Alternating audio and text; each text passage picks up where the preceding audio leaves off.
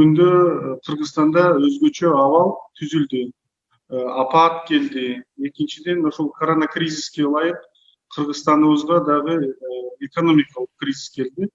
Бүгүнкү күндө бюджеттик тартыштыруу абдан чоң, Кыргызстандын эгемендүүлүгүн алгандан бери чоң көлөмдүү, абдан чоң каражаттар бюджеттик тартыштыкка алып келди. Бул 30 миллиард сомго чейин, 28ден 30 миллиард сомго чейин, жыл аягына чейин ал каражаттар келбей турат. Ошол себептен бул эки шайлоону биз кошсок, биз эмнени утабыз? Бул биринчиден шайлоочулардын укугун коргойбуз. Жанагы апрель айында жарыяланган, анан аны токтотулган шайлоолорду 5 шаардагы аны бүгүнкү күндө ошол шайлоо мыйзамына ылайык жокко чыгарыш керек. Бүгүнкү күндө ошол шайлоого катталган саясий партиялар үгүт иштеринде, үгүт алып барган ишмердүүлүгүндө көптөгөн мыйзамдарды бузду.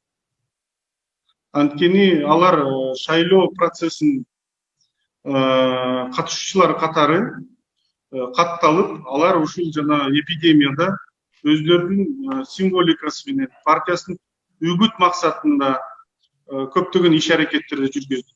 Ал акыркы аягында жанагы шайлоочулардын шайлоодо берген добуштарына таасир эте турган бир шарттар түзүлдү. Ошол себептен биринчиден бул шайлоолор жокко чыгыш керек, шайлоо процесси. Анан жаңы шайлоо дайындалыш керек. Ал шайлоо дайындоо бул 5 шаардыкы күзгү парламенттик шайлоо менен бир күндө дайындалыш керек. Ошондо гана биз жана тең укуктуу шайлоо процессин биз камсыз кылып бере алабыз. Эмне себептен бул ойго келип атабыз? Мына Борбордук шайлоо комиссиясы, өкмөт бизге мына былтыр жарыялаган.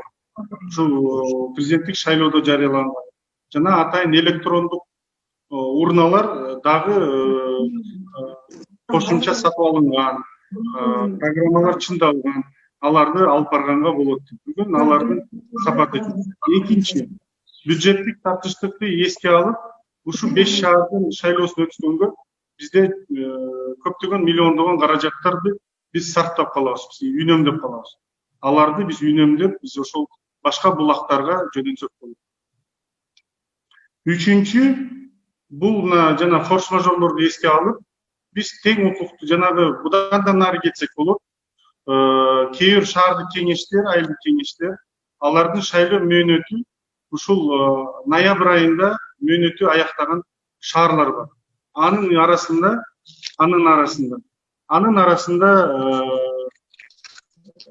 Бишкек шаары, Бишкек шаардык кеңеш. Бишкек шаардык кеңештин мөөнөтү ноябрь айында аякталат. Ноябрь-декабрь. Алар эгерде анын шайлоосун апрель айында аяктаса, апрель айында шайлоосу жүрсө, Бишкек шаардык кеңеш, конституциянын эң башкы беренеси бузулат. Анын мөөнөтү белгиленген, мөөнөтүнөн ашык иштеп калып, өзүнө ыйгарылбаган укукка ээ болот. Ошол себептен мен мына өйдөдө айткан коллегам да Алазимович айткан тезиске мен макул болом. Биз шайлоолорду кошушубуз керек. Бул каражатты үнөмдөйт, шайлоочулардын укугун теңдейт.